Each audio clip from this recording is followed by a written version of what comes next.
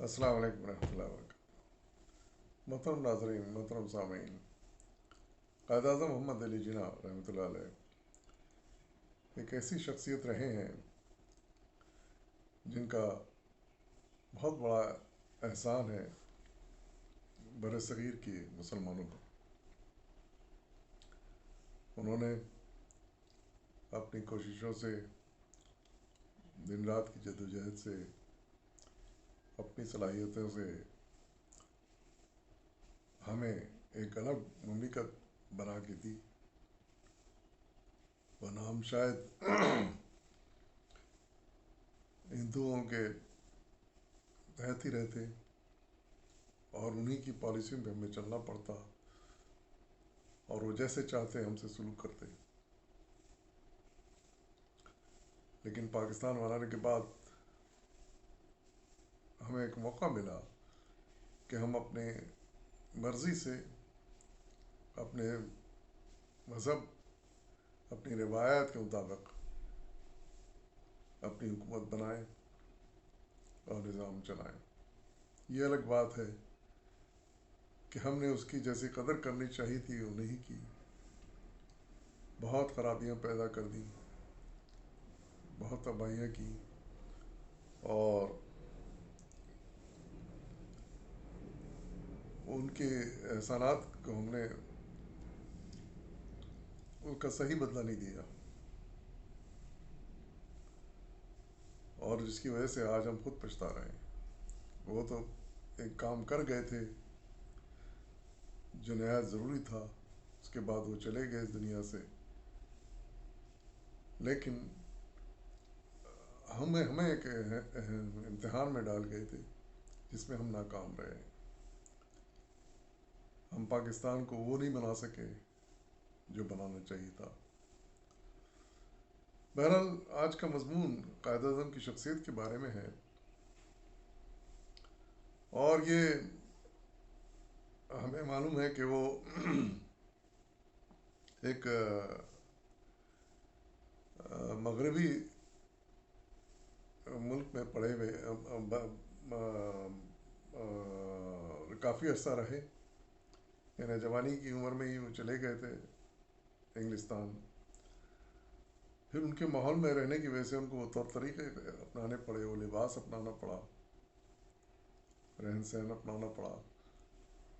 लेकिन ताज्जुब की बात यह है कि उनके दिलो दिमाग में, उनकी सोच में, उनके जहन में इस्लाम बराबर कार फरमा रहा। इस्लाम का गलबा कम नहीं हुआ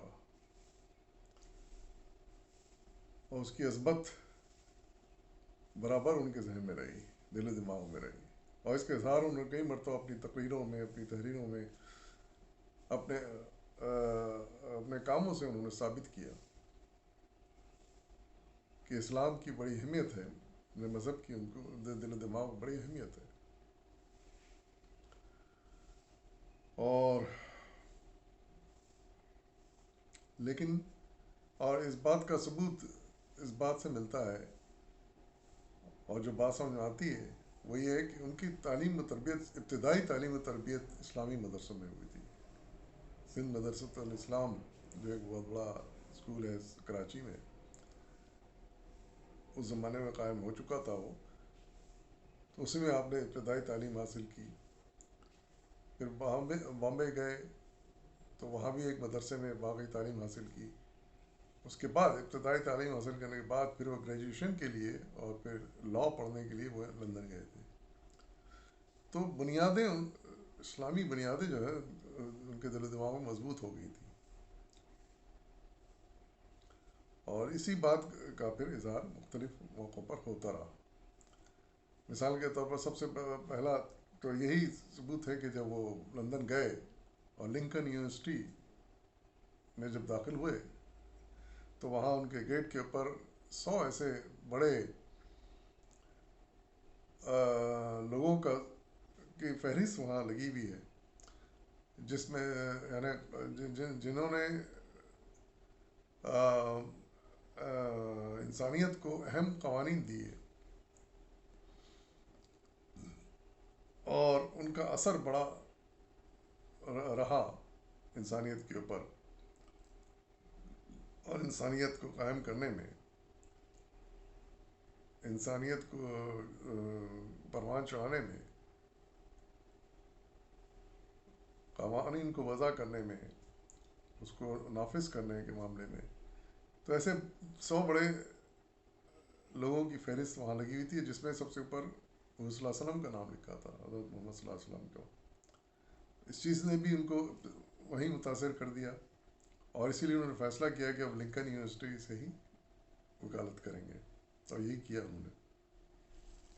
اس کے علاوہ کئی ایسے موقع آئے جہاں پر انہوں نے اپنی تقریروں سے، اپنے عمل سے یہ بات ثابت کی کہ وہ اندر سے سچے مسلمان ہیں.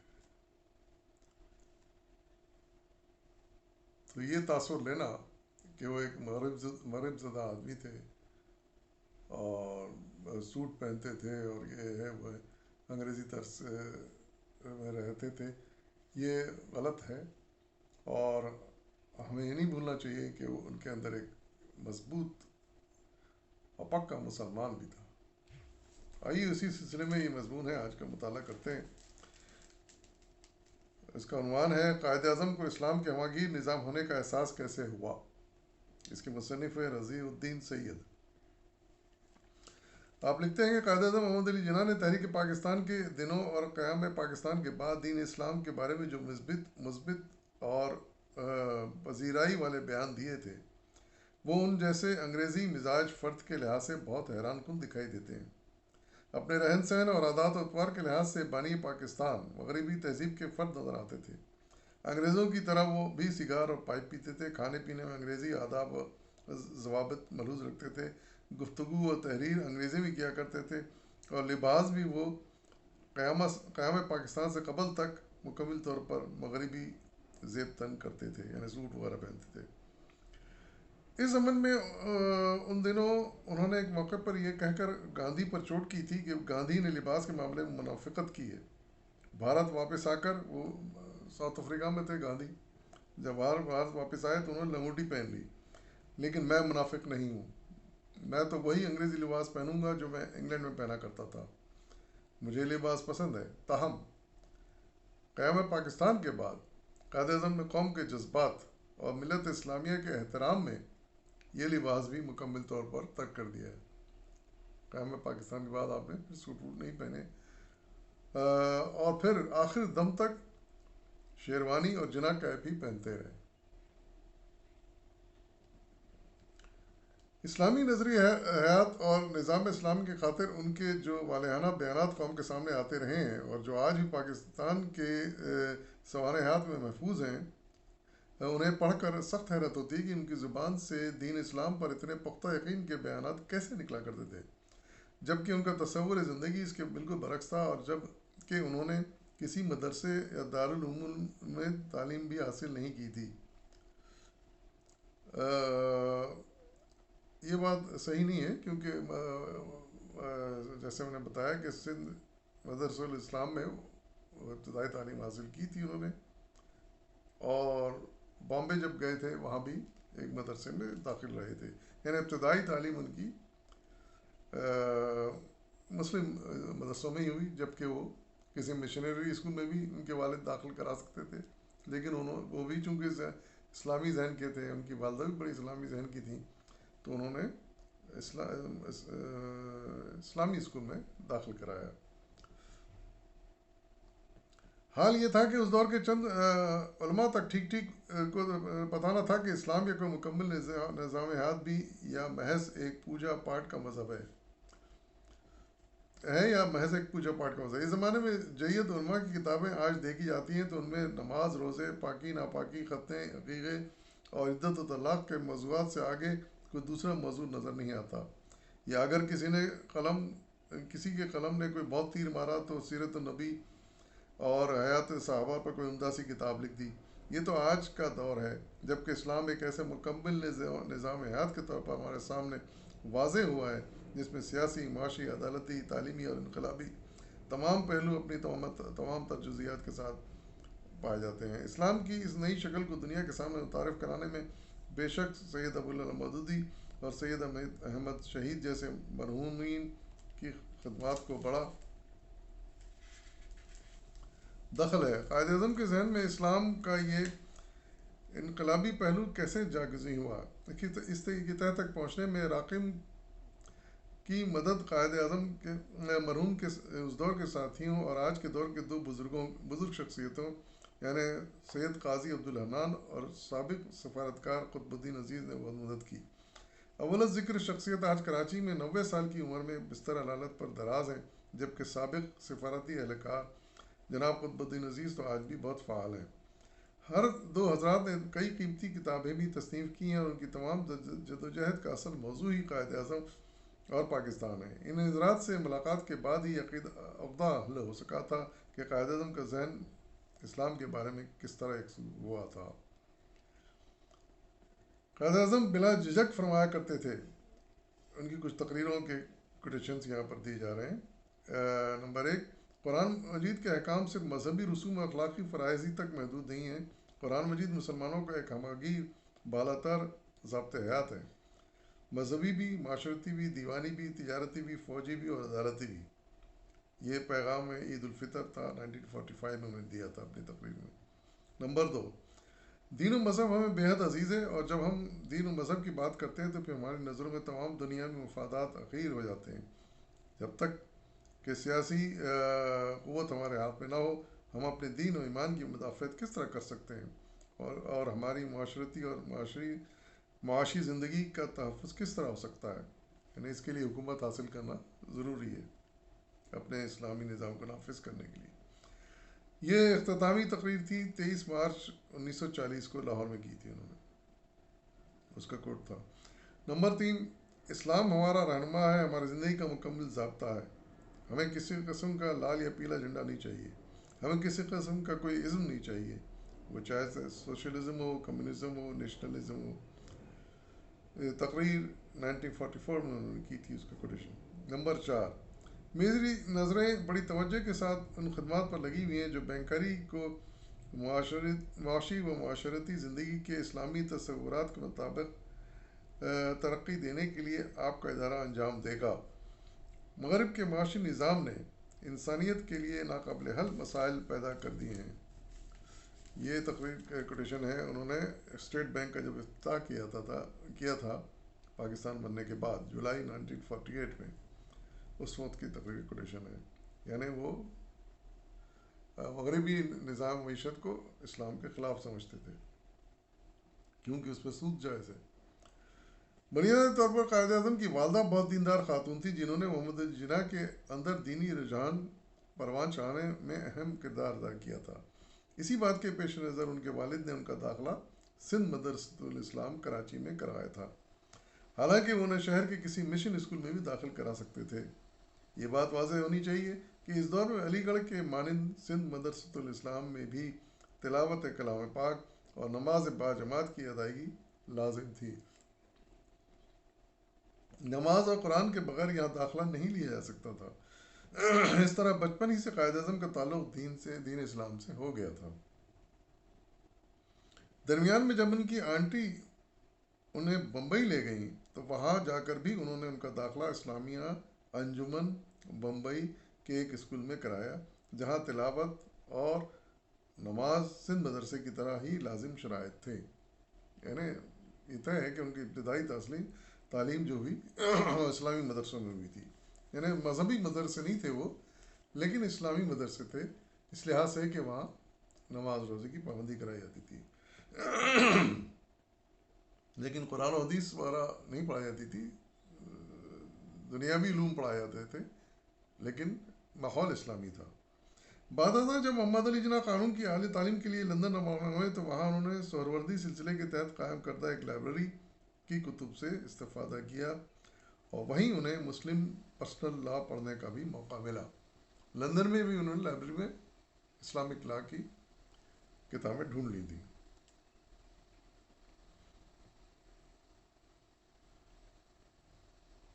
بعد ازاں انہوں نے بمبئی کے انگریزی اخبار بامبے کرانیکل کے بورڈ آف ڈائریکٹرز کا چیئرمین ان کو منتخب کیا گیا، جس کے بعد انہوں نے اس اخبار سے مسلمانوں کی آزادی اور مسلم مقاصد کی آبیاری کے لیے بڑا کام کیا۔ اپنی اہلیہ کے انتقال کے وقت قائد اعظم شہر سے باہر تھے، تاہم ٹیلی گرام کے ذریعے انہوں نے سختی سے تاکید کی کہ ان کی موجودگی کے بغیر ان کی اہلیہ کی تدفین ہرگز نہ کی جائے۔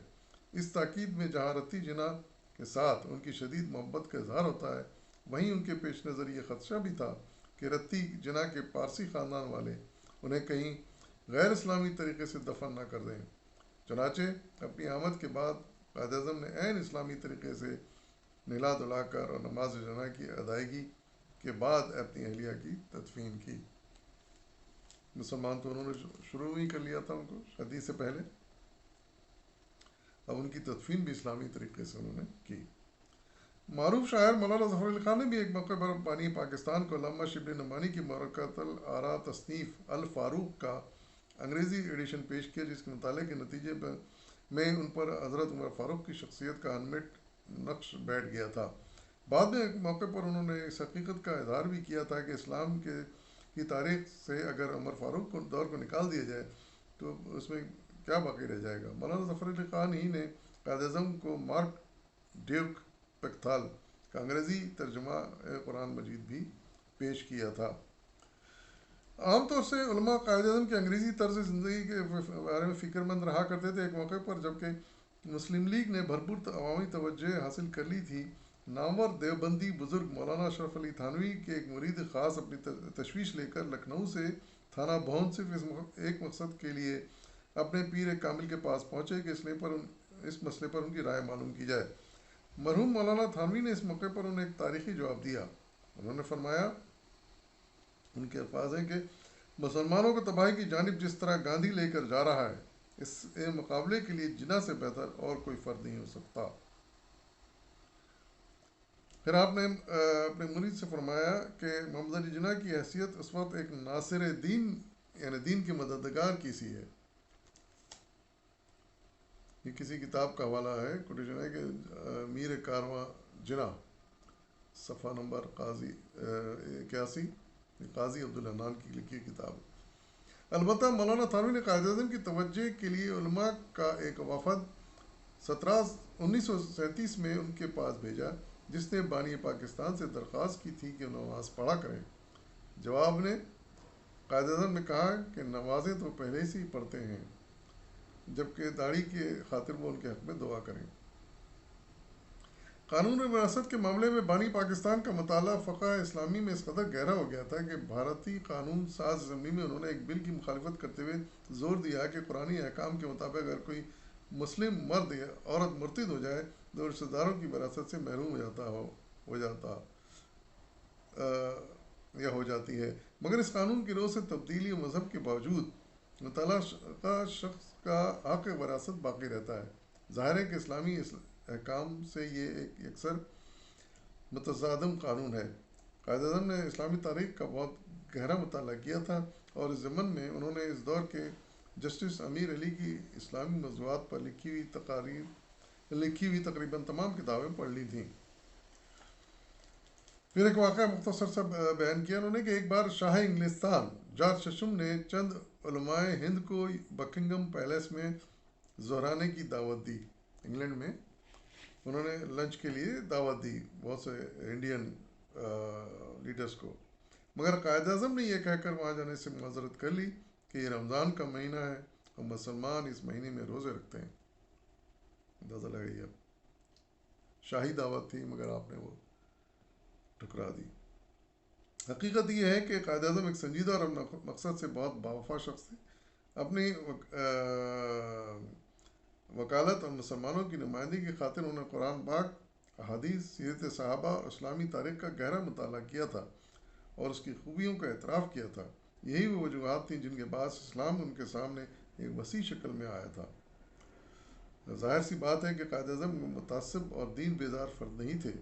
اس دور کے مسلم تحریک کے آزادی کے قائدین میں یہ صرف قائد اعظم ہی تھے جنہوں نے ہمیشہ اسلام کے بارے میں بے باک ہو کر گفتگو کی تھی۔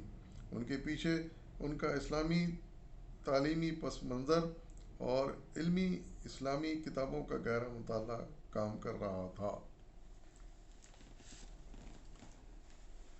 اور پھر ہم یہ جانتے ہیں کہ آپ کا جب انتقال ہوا تو آپ کی نماز جنازہ بھی ایک بڑے عالم نے پڑھائی تھی، علامہ شبیر احمد عثمانی نے، اور لاکھوں کا مجموعہ اس وقت تھا، آپ کے جنازے میں شریک تھا۔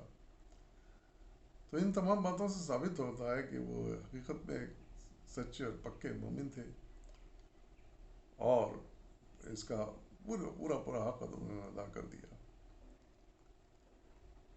اللہ تعالیٰ ان کے بھی درجات جنت میں بلند کریں، ہم ان کے لیے دعائی کر سکتے ہیں، اور لیکن ان کا ہمیشہ ہمیں احسان مند رہنا چاہیے، ان کے احسان کو یاد رکھنا چاہیے، اور جو تحفہ انہوں نے اپنی قربانیوں سے حاصل کر کے ہمیں دیا وہ پاکستان ہے، اس کی حفاظت کرنا، اس کی بہتری کے لیے سوچنا، اس کی بہتری کے لیے کرنا، یہ ہم سب پر فرض ہے۔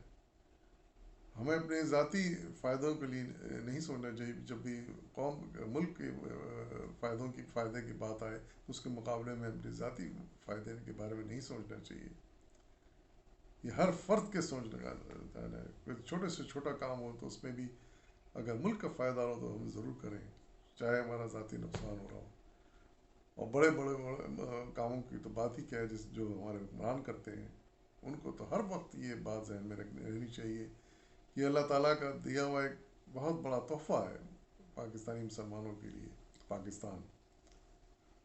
ہمیں اٹھتے بیٹھتے سوتے جاگتے ہر کام میں ہمیں پاکستان کی فائدے کے لیے سوچنا چاہیے، اپنے فائدے کو ایک طرف رکھنا چاہیے۔ ہم تو چند دن کے لیے ہیں، یہ پاکستان انشاءاللہ قیامت تک رہنے کے لیے بنا ہے۔ اگر ہم اس طرح نہیں سوچیں گے، قربانی نہیں دیں گے، آئندہ آنے والی نسلوں کو یہ مثال قائم کر کے نہیں دیں گے کہ کس طرح قربانی دی جاتی ہے ملک کے لیے، کیسے سوچا جاتا ہے، کیسے کیا جاتا ہے، تو آئندہ آنے والی نسلیں پھر کس طرح اس ملک کی حفاظت کریں گے؟ اگر آج ہم تھوڑی لاپرواہی کریں گے، تھوڑی غفلت برتیں گے، تھوڑی دغا کریں گے اس ملک سے، ہماری نسلیں پھر اس سے بڑھ کے کریں گی۔ تو سب پاکستانیوں سے استدعا ہے کہ اپنے ملک کے لیے سوچیں، ہر وقت اپنے ملک کی بہتری کے لیے سوچیں، اپنے ذاتی فائدے کو چھوڑ دیں، ایک طرف ڈال دیں۔ اگر اس کے مقابلے میں ملک کا کوئی نقصان آ رہا ہے تو یا فائدہ آ رہا ہے تو اس کے بارے میں سوچیں۔ اللہ تعالیٰ ہم سب کو اس بات کی توفیق عطا فرمائے۔ اجازت دیجیے، فی امان اللہ۔